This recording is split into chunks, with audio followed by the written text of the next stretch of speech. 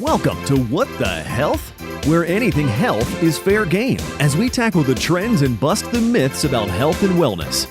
Here are your hosts, Dr. Dan and Angela Toro. And welcome to another episode of What the Health. I am Dr. Dan here with my co-host, Angela. Welcome back, guys. I'll get the disclaimer out of the way here. As you know, we're here for informational purposes only. We are not offering any individualized medical advice. Always talk to your trusted healthcare provider before making changes to your specific lifestyle. So with that being said... Excellent. The question of the day.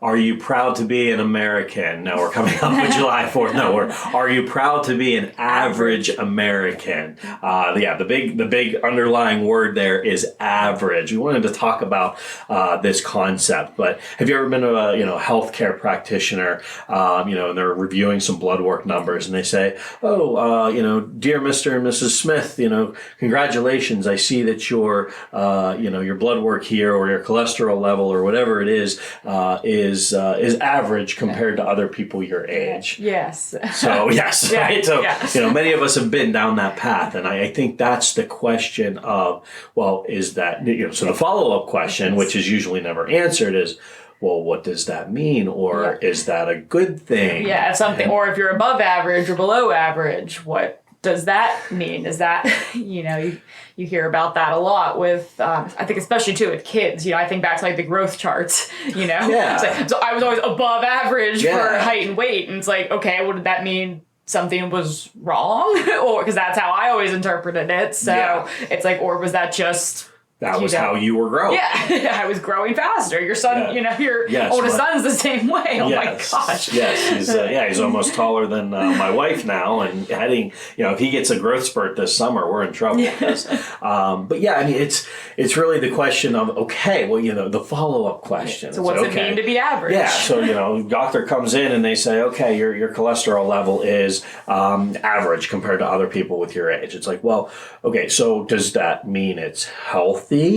Or does what happens? And this is what we what we talk about a lot with people is if the majority of people, it's all about the sample size, right? It's all about the group that you're taking. You did research for a while, Angela. We've talked about that before, but it's all about the group size. So if there's 100 people or 1,000 people that they're taking, samples from, and 90% of them have high levels, well, now you've skewed that whole average above what might be normal and healthy. Yeah. Something as simple as weight, right?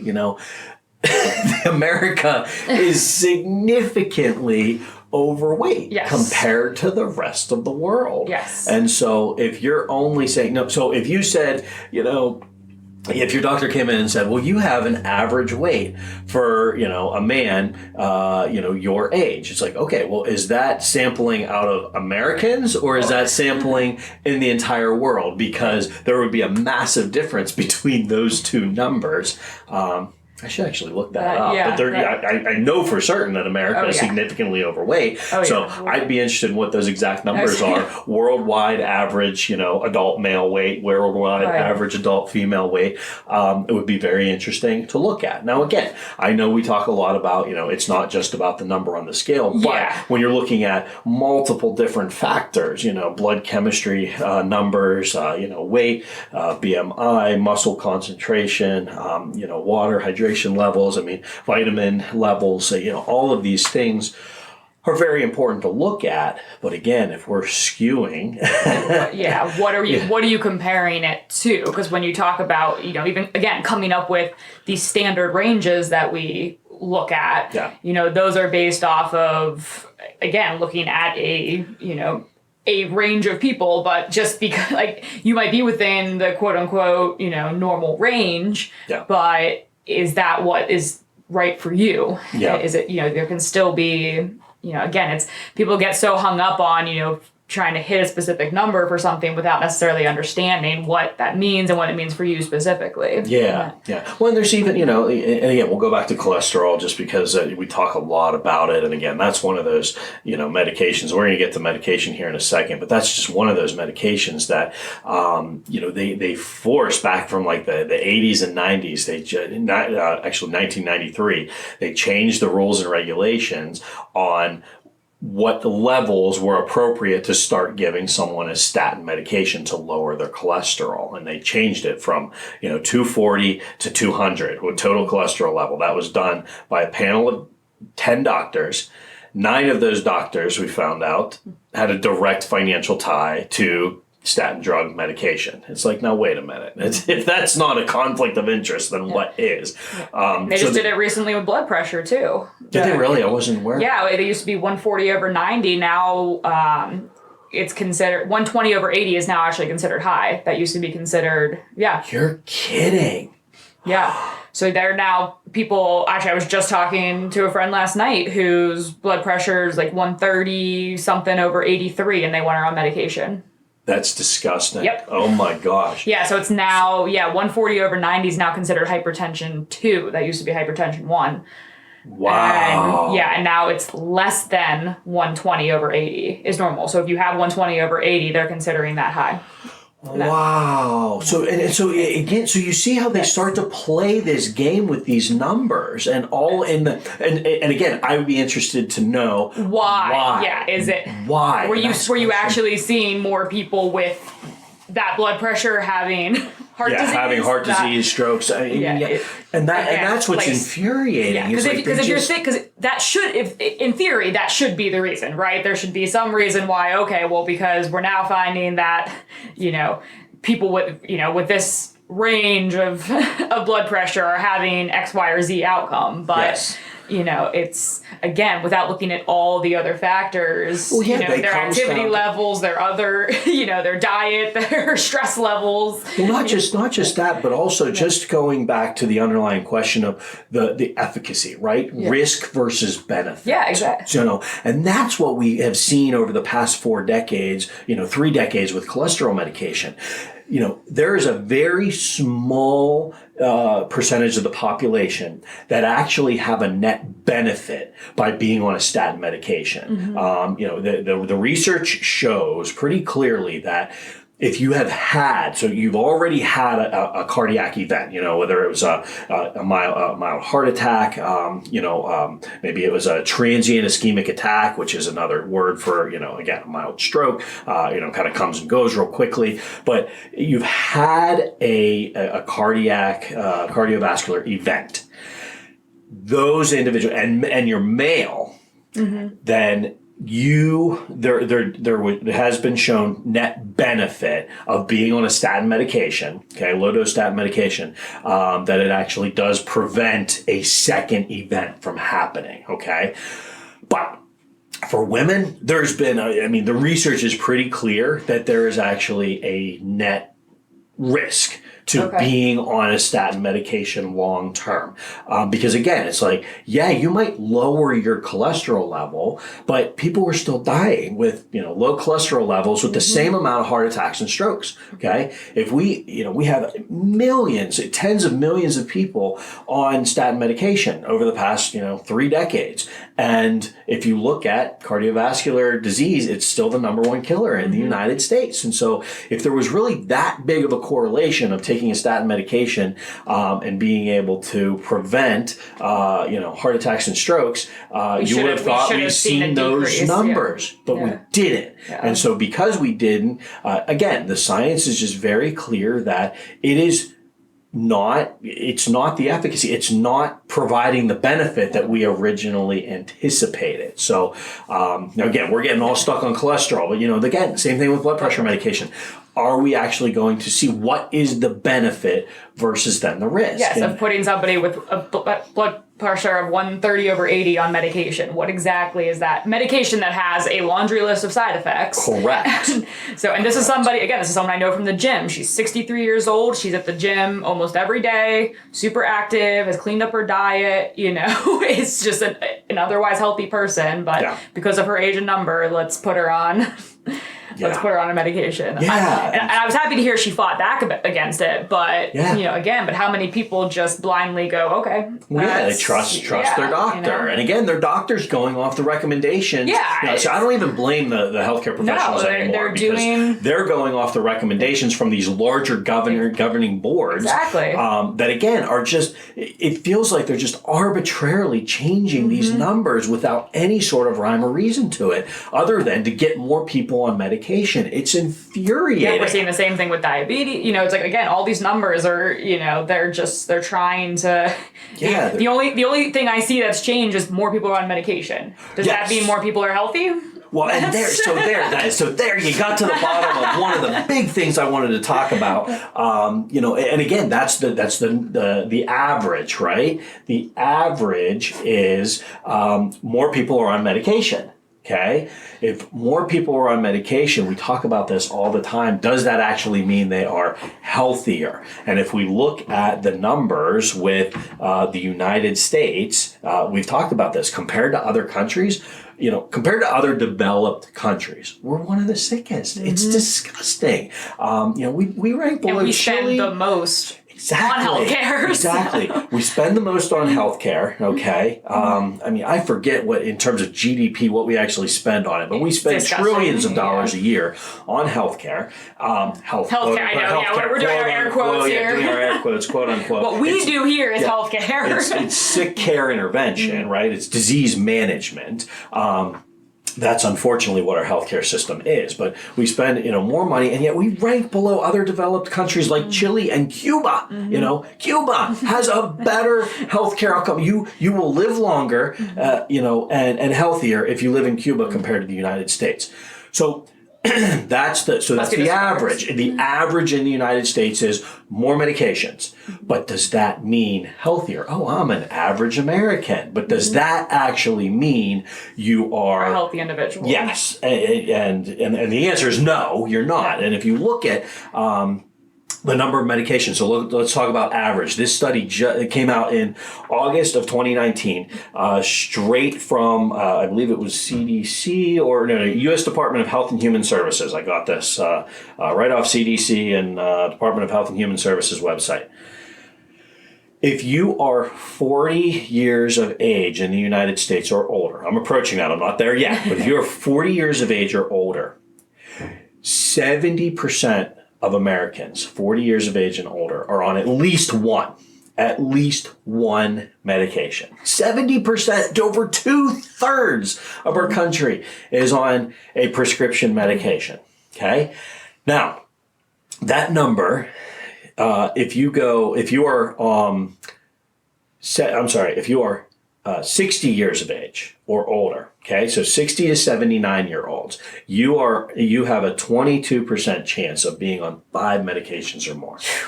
22% of Americans age 60 to 79 are on 5 medications. And I bet we could guess which 5 they are. Yeah, so go ahead. Let's say, because look at that. Cholesterol is the highest one. That's the highest percentage one. Blood pressure. Yep, that's on there. Probably some kind of anxiety or depression antidepressant. Medication. An antacid of some sort. Yep, pump inhibitor is on there. And pain, something for pain. Yep, analgesic and anti-diabetic.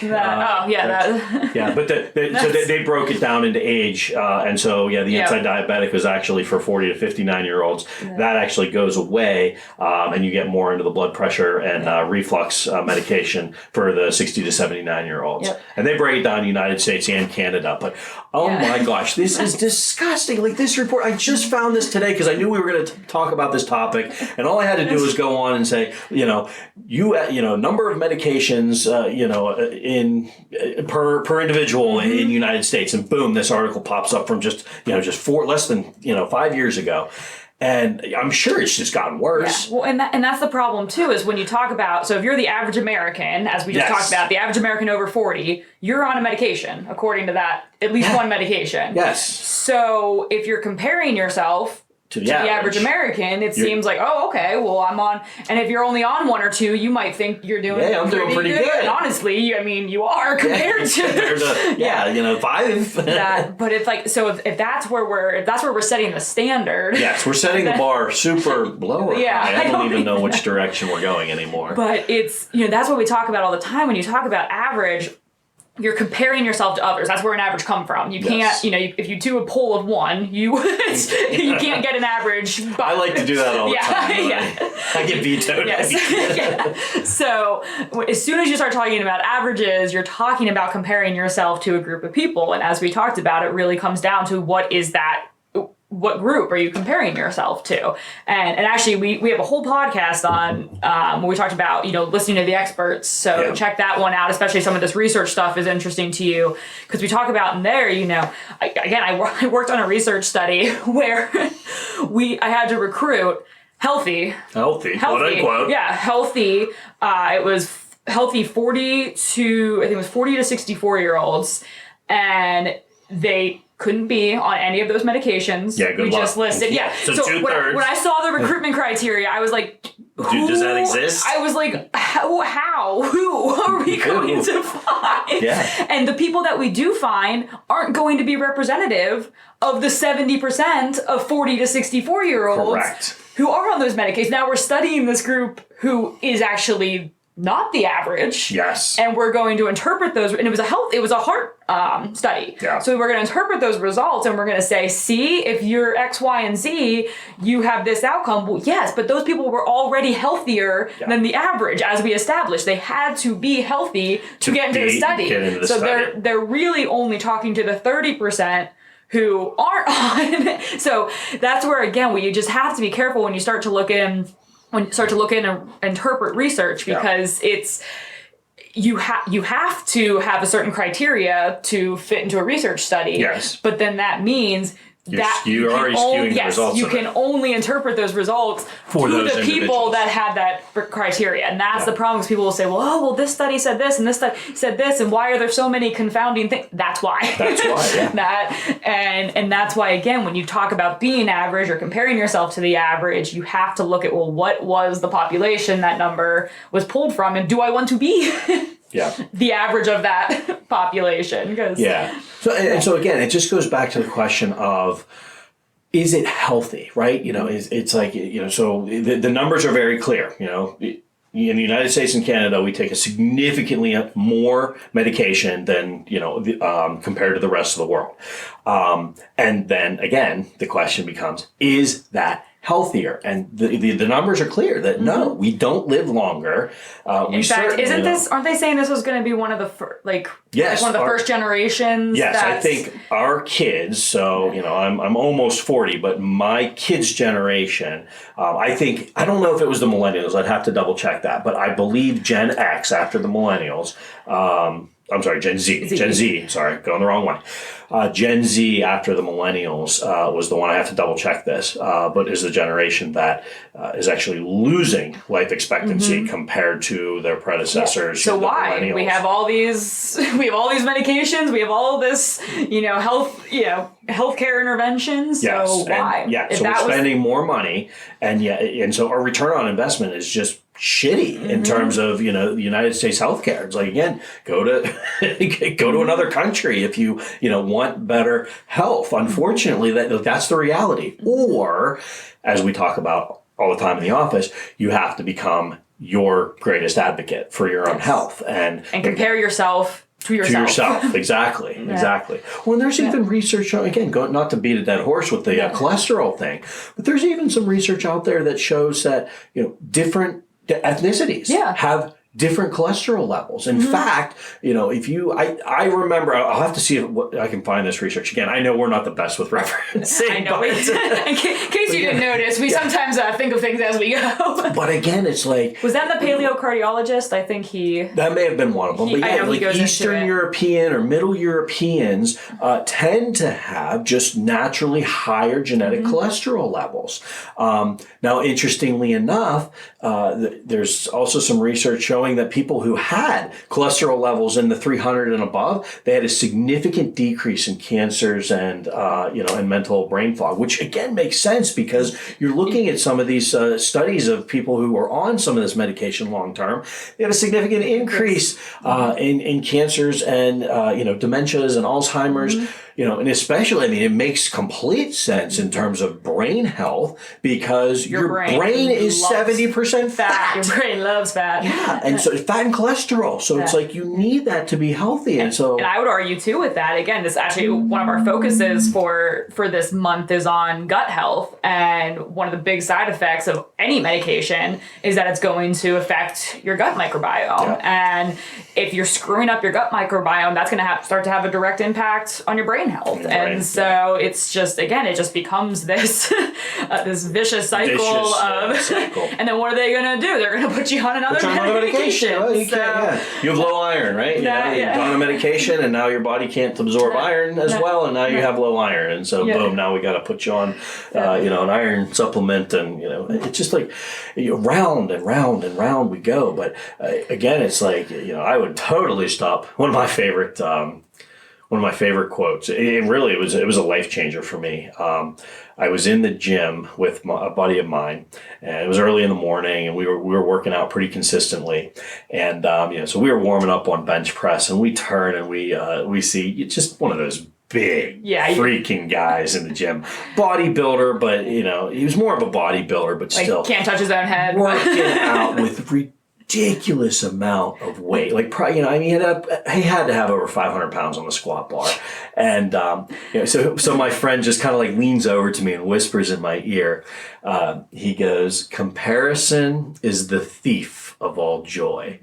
And man, did that quote hit me between the eyes, because it's like, you're absolutely, if I'm constantly comparing myself to others, which I later learned out that he got it from, I think it was Theodore Roosevelt. I was going to say, was the quote. But, comparison is the thief of all joy. If we're constantly comparing ourselves to others, and where we think we should be, you're constantly robbing yourself of your enjoyment, your fulfillment in life. But that doesn't mean, so again, if we shouldn't be comparing ourselves in this situation when we're talking about our health to the average. We should be comparing ourselves to what is healthy. Yeah. And I think that's where, unfortunately, I don't think many of our, again, large governing bodies have done a good job answering what is health. Yeah. Because it doesn't serve the pharmaceutical industry and their pockets. And again, it's so freaking tied into, even everyone who has a retirement plan guaranteed has, a fund or, some investments that are tied to pharmaceutical industry. And so you're really funding our own unhealthiness. Yeah, and when we talk about, again, trying to be average or comparing to others, at the end of the day, it's, our bodies, we all know when we feel good. We have a podcast on that, our Stop Battling Your Biology podcast, which again is really just about listening to your body and your body's signals instead of blindly following whatever the thing is. Because again, you have to remember too, research takes decades to come out. Yeah. So by the time recommendations are coming out, that research is already 10, 15, maybe 20 years old. So it might not even be relevant anymore in the current, especially with how quickly things are changing on a day-to-day basis in our, in our life, in our environment, in our world. So, you really have to be careful when it comes to research and just blindly following recommendations, especially if it goes directly against something. If I tell people all the time, like, if you've been doing something your whole life and you feel good and you feel healthy and you feel energetic, and some now, Joe Schmo, who's, whatever says, Joe Schmo PhD. This is bad for you, and this is killing you, and da da da. I'm like, well, I guarantee you, Joe Schmo is trying to sell you something.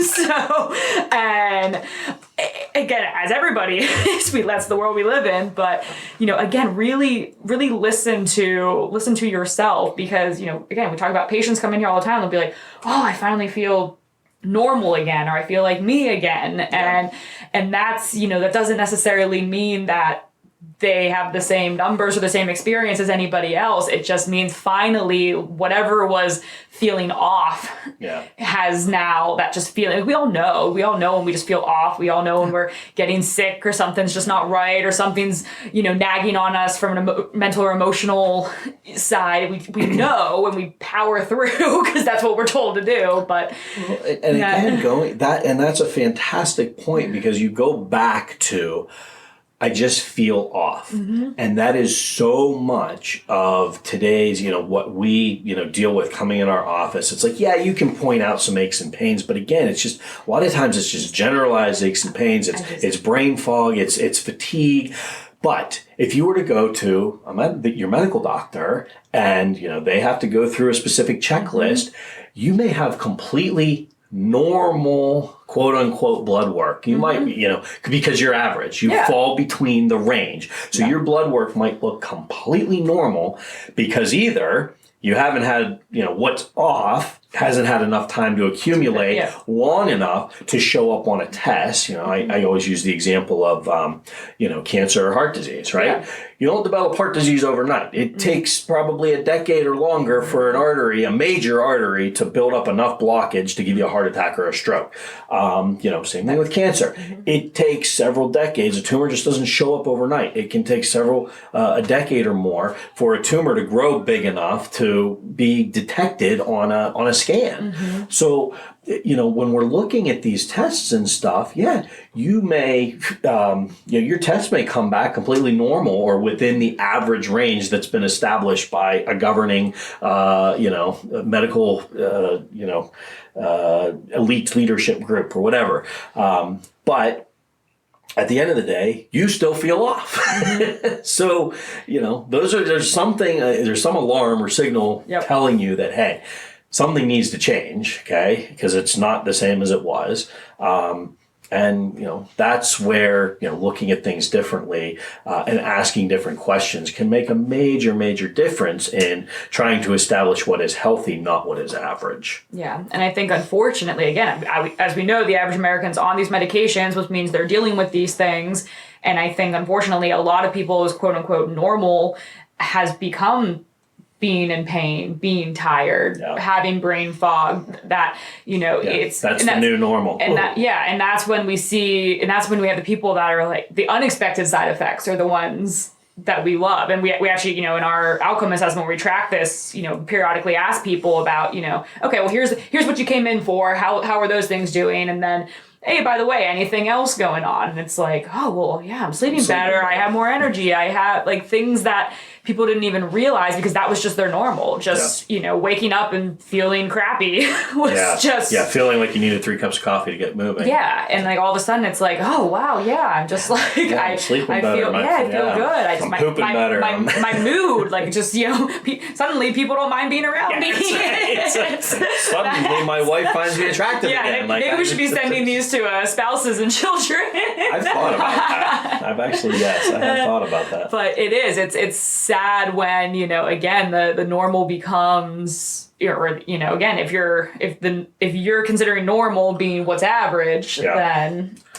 Yeah. And how many times do we just hear I'm just getting older, right? Yeah, all the time. But again, it's because we have brainwashed ourselves in America that to think being old means being I'm 40 now. So and again, the statistics show if you're 40, 70% chance of being on one medication. Yeah. It's like, so that then becomes the excuse, right? All my friends, family, colleagues, peers, they're all on a medication. So my blood pressure's a little bit borderline, so better start that blood pressure. Oh, my cholesterol's a little bit borderline, better start that statin medication. And it's like, and now you get the side effects, which only accumulate over time. And so before you know it, it's like, well, I'm just getting older and, this is how it has to be. Yeah, as opposed to asking why. Because, yes, there are absolutely physiological changes that happen as a 70-year-old is not the same as a 20-year-old. We're not denying that. So instead of asking, okay, why is this, I hit this age and now I'm experiencing this. So, maybe I need to change my diet. Maybe I need to change my exercise. I need to get my spine adjusted. Yeah, the workouts I'm doing doing now, I guarantee you I will not be doing when I'm 50 or 60. So, maybe we need to make some, make changes. And instead of, again, I think heartburn's a big one. Yep. Everyone, I joke too. Everyone, I remember it was our brother. We have a brother between us. And he made a joke like, oh, wait till you turn 30, you're going to get heartburn. I'm like, haha. And I'm 28 at the time. I'm 2 years behind him. I swear it was like the week of my 30th birthday. And I'm like, what is this feeling?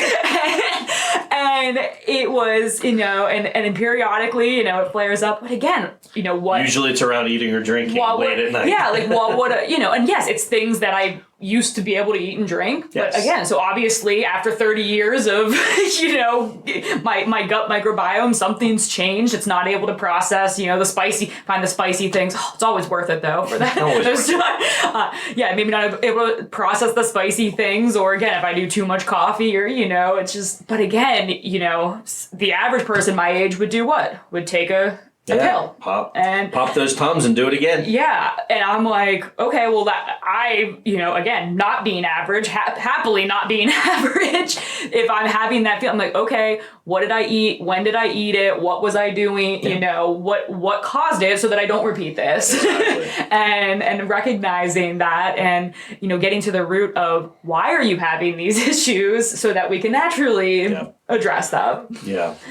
Yeah. And that's and again, I know we harp on this all the time about the becoming your greatest advocate. And it's like, there are so many resources out there, and, I hope you have a good relationship with a primary care provider. A lot of people, I think there's more and more people starting to choose, like their chiropractor as their primary care provider. I know we have a lot of patients who come in and they consider, us their primary care provider because, again, they don't want to jump to the medication. Again, medication has a time and a place, but Absolutely. That is not what they want to do as their first resource. Because, again, that was the other thing I was going to bring up with this study. It's like, every one of these medications is for a preventable disease, a lifestyle preventable disease. Mm-hmm. So it's like, instead of, sitting there having the conversation, and again, what's a medical doctor do? And I don't fault them for it. It's the system they're in. Yeah. They don't have time to talk to people because they have to see a certain number of people and write a certain number of prescriptions so that they can meet their overhead and pay their staff. And